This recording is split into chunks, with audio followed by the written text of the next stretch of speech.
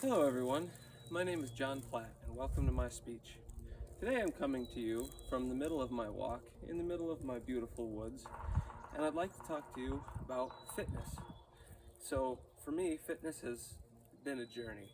I started when I was very small, looking to my grandparents, my mom, my dad, and my uncles, all who spent all of their time working on the farm and doing things that I, quite frankly, wasn't big enough to do when I was very small. And so strength was a huge part of my goals when I was young. Now, fitness is a difficult topic because it's so important, but so many people misunderstand what it's about. Now, part of this is because social media, which is kind of a mixed bag, because there are a lot of people on there, and fitness is a very popular industry now. So there are a variety of messages, some of which really resonate with me and make a lot of sense, but a lot of them I don't like. So I'm going to explain to you what sort of my situation around fitness was, how I went through this process, what I disagree with, and what I think is a better alternative. So to start with, my process, like I said, I started when I was little, wanting to be stronger. Then I was introduced to, with this goal in mind, introduced to social media, and I found all of these guys who were super strong and big, and I thought, wow, that's really what I want to do. And so I dove in, started trying to emulate them, and I quickly realized that that's not really a sustainable way. The way that I was going about it, kind of like a bodybuilder. You shouldn't train like a bodybuilder unless you're trying to be a bodybuilder. Same thing goes for being a strong man or a gymnast or many of these things. If your goal is to be generally strong and capable and also have a life that doesn't revolve around fitness, like being in the gym and training, then a lot of these things are not for you, and they weren't for me. So I tried that, and I found myself dreading exercise. I found myself sore all the time because I was trying way too hard. I was doing too many sets. I had weights. I was trying to, curl and doing all these things.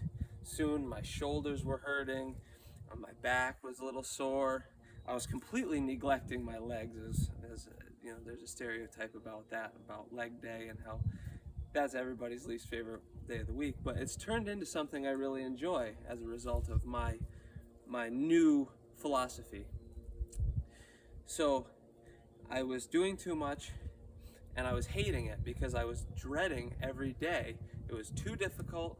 It was too frequent, and and um, and honestly, I wanted to be with my family. I wanted to be with my friends. I wanted to have more in my life than just fitness.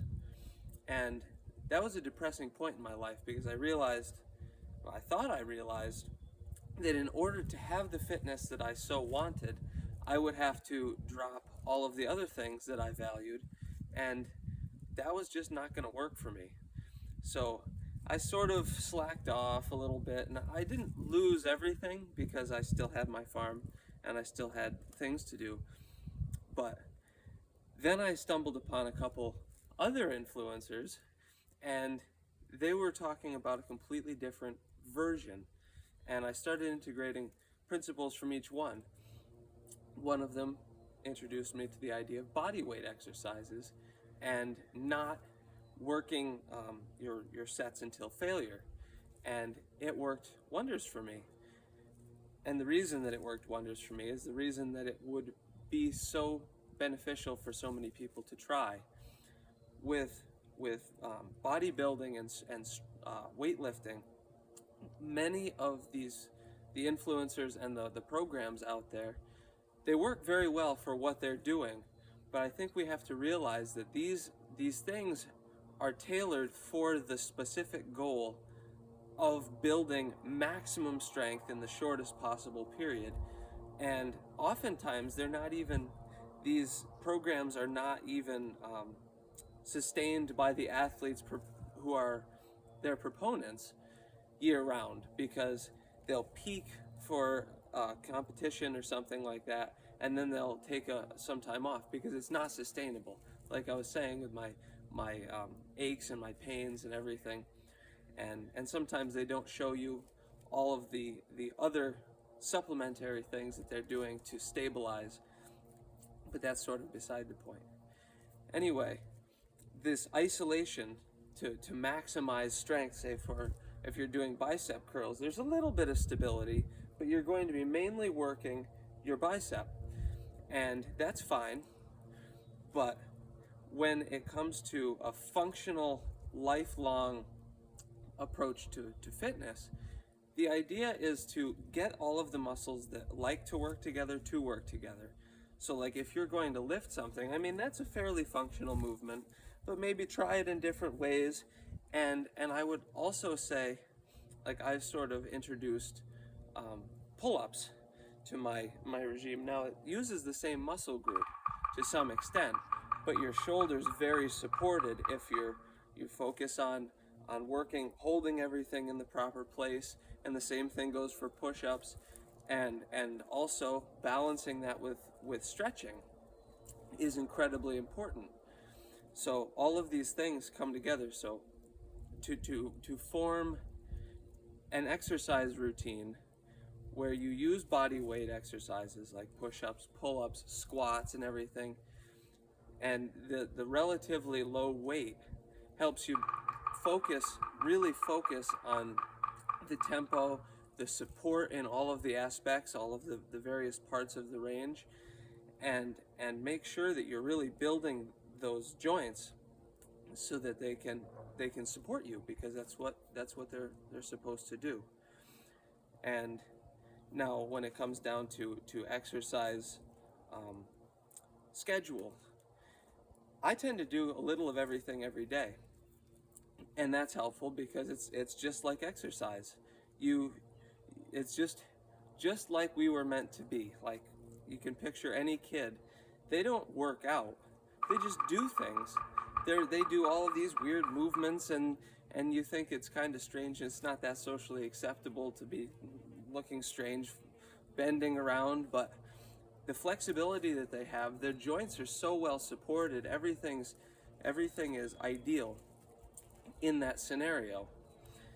So when you contrast that with the idea of working on a specific range for maximum hypertrophy, which is like the maximum amount of stretching and micro tearing of the muscle tissue for optimal growth and all of this, it's not ideal. And because these schedules line up to be so demanding, that and honestly, gyms aren't bad. I actually appreciate gyms, and what the purpose that they serve is very important. However, many people who go to the gym think they have to follow these routines, so they're there for an hour, 2 hours, and that's just too much time. Now, the average gym goer, I think the percentage is 18% of people who have a gym membership never actually attend the gym. And the average cost of a gym membership per month is $51. So that's expensive. That's a lot of time, and you'd want to do something else. So it's not sustainable. And sustainability is the number one goal of an exercise program, because if you don't do it, you won't make any progress, and you won't be in shape. So it's got to be something that you want to do. And that is the benefit, another benefit of my little routine. Because of the fact that it's a body weight system, I can do it anywhere. Pull-ups do require a bar, but if you find you can do dips on chairs, you can do push-ups anywhere you have the ground. You can, all of these things, lunges, they're all available to you at any point. So you can disperse them throughout the day. Maybe on your lunch break, you'd like to do a set of 10 push-ups or 5 push-ups, or from your knees. There are different variations that serve as progressions, more or less difficult as you go along, but it requires much less of an investment on your part to maintain that consistency. If you have 5 minutes, you can do a little bit, which brings me to the next point. If you're looking to be in shape, being in shape is a lifelong journey, which means that that sustainability thing comes back, and when you're looking at the course of your life, it doesn't, the speed of progression becomes less and less relevant. And more importantly is the fact that you can maintain the consistency. So as you look at these things and you think, well, maybe I do want to maximize and because I only, in 3 months, I'd like to be fit and go to the beach, or for whatever reason, you're trying to really buckle down. And these goals are good, and sometimes they serve as a wonderful motivator to get you moving and get you started. However, the amount of effort required to engage in these things with that in mind is way more than is needed to maintain and slowly progress, if that makes any sense. So if you're looking at, I'd like to slowly get stronger over the next year or 2 years or 5 years or 10 years, or just maintain it, the only requirement is that you do one difficult set of each exercise, and the next one following that difficult set would be maybe 3 days later, depending on how quickly you don't feel the effects. Maybe if you're a little sore or whatever. But one difficult set, just a little more than you're doing right now, is how much is required to get stronger. And if you just do that every day, every other day, you'll see incredible progress.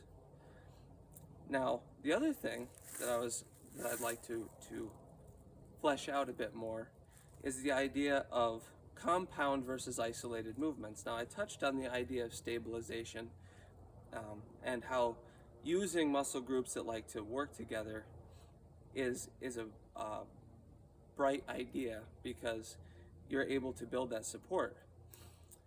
But that also, in practicality, that means not doing the conventional arm day or leg day, or it's more, what I ended up doing is a push day, which is like push-ups, maybe dips, and then a pull day, which it could be rows, it could be pull-ups, and then I also enjoy doing a leg day, but I don't even do them in days like that. It's not broken down that way. I try to do it each one every day, and overall this has been incredibly beneficial to me. I've enjoyed it. I don't dread my exercises anymore. I have not spent any money on a gym membership, and I really recommend that anybody who would like to get in shape you start. One set is all it takes, and just remember, nothing can be effective if it isn't sustainable, because if it's not sustainable, you're not willing to do it. And so in the end, it's that consistency, but it's not the intensity, it's not any heroic feat.